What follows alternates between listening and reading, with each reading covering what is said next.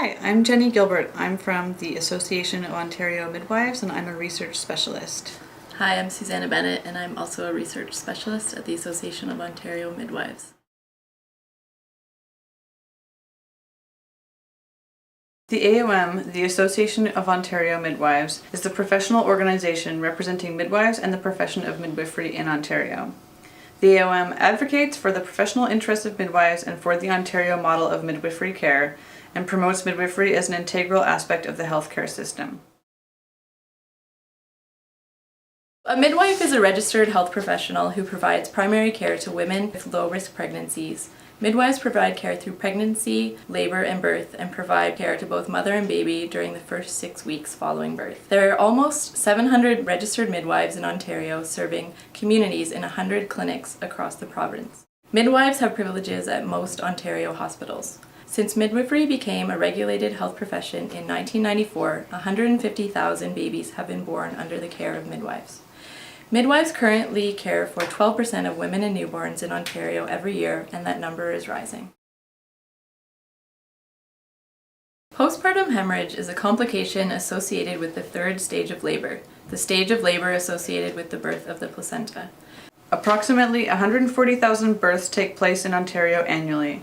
Assuming rates of incidence similar to the Canadian rate for 2010, over 8,600 Ontario women will experience a postpartum hemorrhage each year.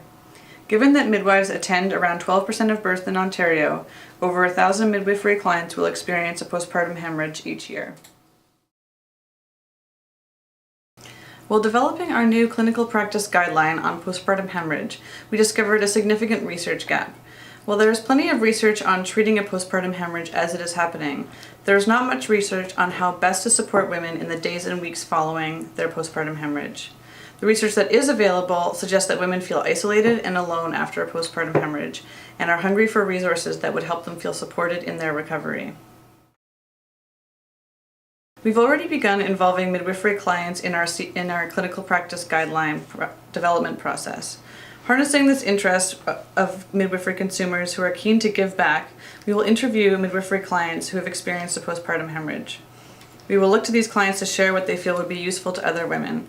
What kind of supports do they wish they had? What information did they lack about their recovery? And what would they tell others in their situation?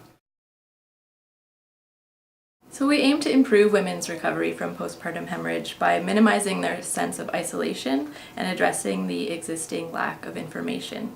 Based on our consultations with midwives and midwifery clients, the resources we develop for women who've experienced postpartum hemorrhage will address how they might feel in the days and weeks after the event and how and when to seek support.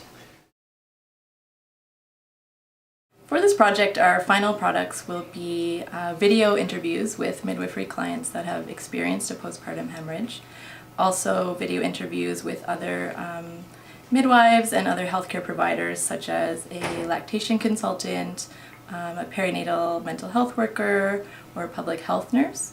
In addition to the videos, there'll also be written materials, one aimed at midwifery consumers and one aimed at midwives themselves to help them improve their care for women who've experienced postpartum hemorrhage. And all these resources will be freely available on the AOM's website.